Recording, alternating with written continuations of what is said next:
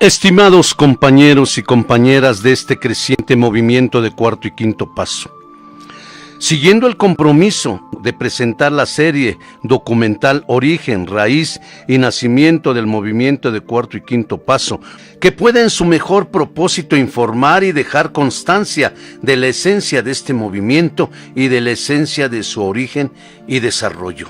Y siguiendo con el bloque de AA, capítulo 1, los primeros y pioneros de Alcohólicos Anónimos.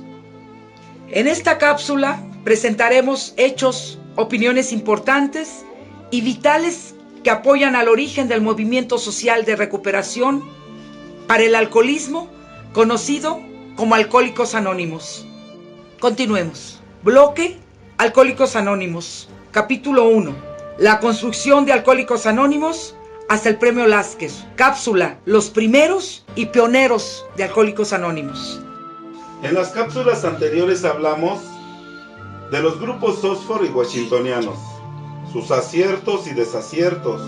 Hablamos de las opiniones de los amigos científicos y profesionales de diferentes áreas que opinan y escriben del naciente movimiento de los años 30 conocidos como Alcohólicos Anónimos.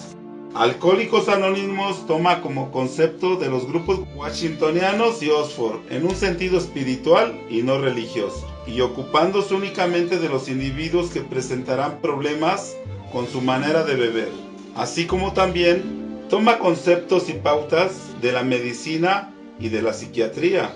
Históricamente, reconocemos que Alcohólicos Anónimos empieza en Akron, Ohio, Estados Unidos, a mediados de los años 30, el 10 de junio de 1935. El cofundador Bill W. menciona que Alcohólicos Anónimos no es un invento de la nada y que sus bases son: 1. Los aciertos psicoterapeutas que le dan la medicina y la psiquiatría. 2. La religión en sus principios de espiritualidad. Y 3. La experiencia vivida de los propios alcohólicos de cómo enfrentar y resolver tan terrible problema a través de la práctica de un programa de recuperación. Al inicio usando los 6 principios básicos y después los 12 pasos de recuperación de Alcohólicos Anónimos.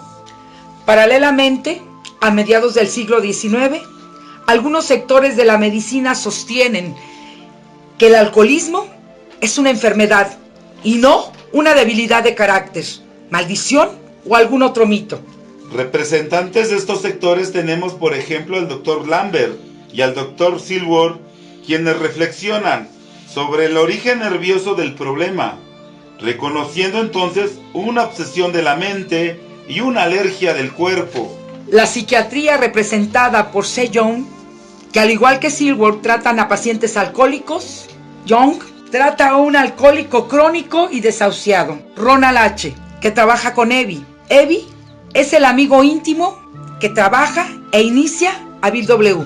Young encuentra que para que el paciente alcohólico deje de beber y se mantenga sin beber, necesita un cambio profundo de personalidad. Cambio que debe de ser tan radical que sirva para la cura de la enfermedad.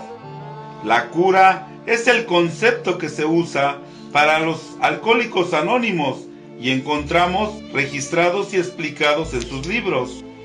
Estas ideas tienen una gran aceptación, ya que coincidía con los conceptos de religiosidad, experiencia místico-religiosa que tenían los movimientos de temperancia de los Estados Unidos. Como acabamos de comentar, en esos años Bill W. tiene la visita de Evie, su amigo y padrino, y le da a conocer lo que había practicado dentro del movimiento Oxford, lo cual se resume en 1. Evie admitió su impotencia para conducir su propia vida. 2. Llegó a ser honesto consigo mismo como nunca antes. Hizo un examen de conciencia.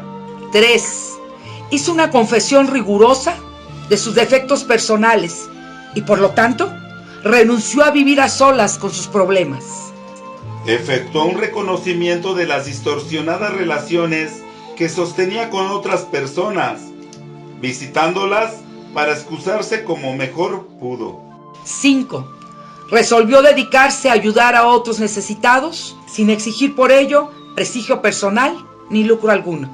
Por medio de la meditación, invocó la ayuda de Dios como guía de su vida y como ayuda para practicar estos principios de conducta en todo momento. Antes de continuar, es importante aclarar el concepto de los padrinos. Padrino es el nombre que se le asigna al miembro de AA con experiencia de trascendencia en el programa y práctica personal del programa. Experiencia y trascendencia que le permite guiar o conducir a un prospecto o recién llegado, también llamado ahijado, a la práctica de los principios de Alcohólicos Anónimos. Esta conducción puede llegar a ser por tiempo indefinido, aunque también se puede cambiar de padrino a voluntad del ahijado. En ese sentido, hagamos una breve revisión del encuentro de Bill W. y el Dr. Bob. A 20 años del inicio de la agrupación, en el libro de Alcohólicos Anónimos, llega a la mayoría de edad. Bill W., a la luz de sus años de experiencia, relata así. En el primer día que ve al Dr. Bob, Bill se había ido con prudencia respecto a la deslumbrante experiencia religiosa. Primero, le habló acerca de su propio caso hasta que Bob obtuvo una buena identificación. Luego, tal y como el Dr. William D. Silworth le había precisado, le volcó los aspectos físicos de la enfermedad. Veredicto: una destrucción inevitable. Sintiendo Bill que produjo en el Dr. Bob un desinfle del ego, tal que lo lanzó dentro de una nueva vida. Al describir su plática como algo completamente mutuo, Bill dijo: yo había dejado de predicar, sabía que necesitaba a este alcohólico, tanto como él me necesita a mí, y eso fue todo. Este mutuo dar y tomar está hoy en el corazón mismo de todo trabajo del 12º paso de Alcohólicos Anónimos.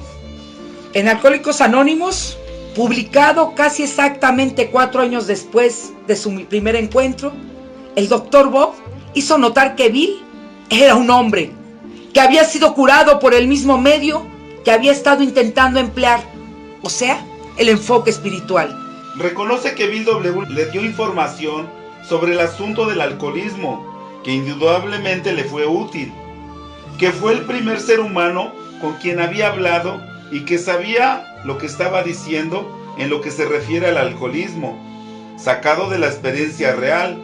En otras palabras, hablaba su mismo lenguaje, sabía todas las respuestas y por cierto que no era porque las hubiera aprendido en sus lecturas.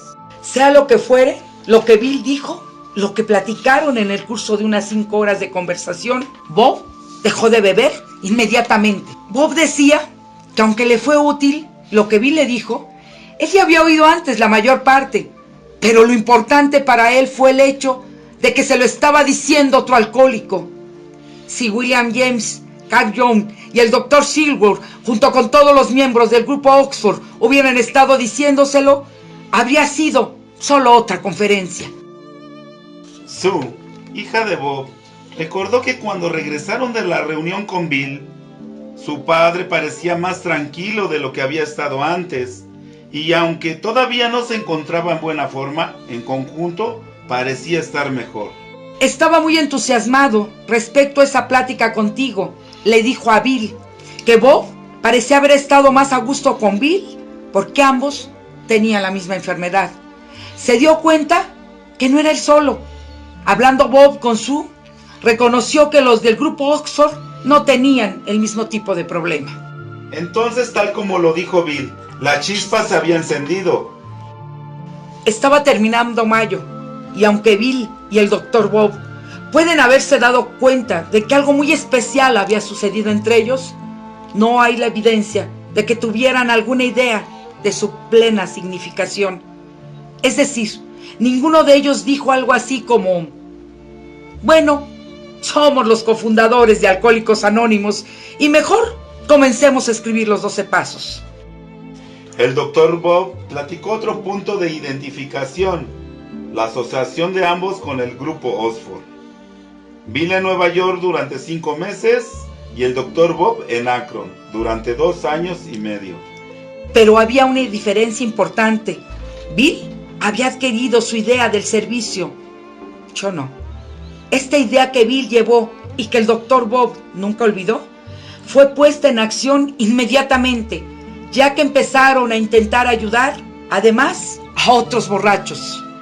En una carta a Lois, esposa de Bill W., Bill le resaltó que le estaba escribiendo desde el consultorio de uno de sus nuevos amigos, el Dr. Smith, quien tiene mi mismo problema. Decía que juntos estaban trabajando para cambiar al que una vez había sido un prominente cirujano y que se había vuelto un borracho espantoso y perdido. Es concebible que este pueda haber sido el individuo que Betty B. recordó, el doctor que introducía pacientes a la sala de operaciones a mitad de la noche.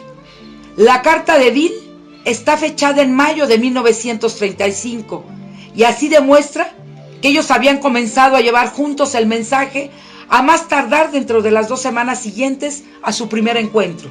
En esta carta y otras posteriores a Lois, aunque casuales, Bill hacía frecuentes menciones de los Smith, de que había estado ahí a comer y que había encontrado que el resto de la familia era tan excelente como él, que tenía que salir rápidamente a la casa del Dr. Smith, vermontiano y alcohólico, para cenar.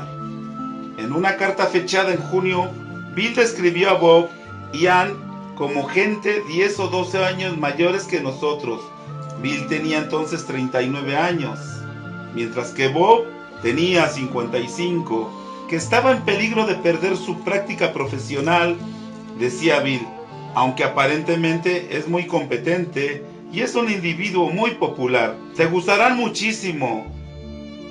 Bueno, después de este breve recordatorio, puntualicemos. Deseamos que Bill W. practica y vivencia los 6 pasos en un muy breve tiempo. Léase en 3 charlas con sociedades médicas. Con esto vive su experiencia espiritual o de conversión. Experiencia que explica ampliamente con la información leída en el libro de variedad de experiencias religiosas de William James. Libro de gran aceptación y circulación en ese tiempo. Bill W. se encuentra con el Dr. Bob, alcohólico también, y al reunirse para charlar por unos minutos. Esos minutos se convierten en horas.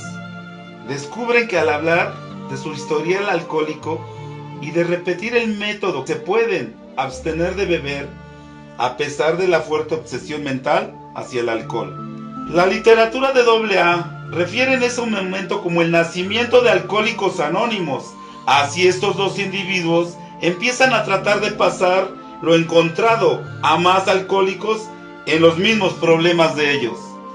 20 años después de ese momento, en San Luis, Missouri, se realiza la primera convención de Alcohólicos Anónimos, en donde el cofundador delega la responsabilidad de funcionamiento a los AA ahí presentes, formándose la estructura y organización que hasta el día de hoy se utiliza.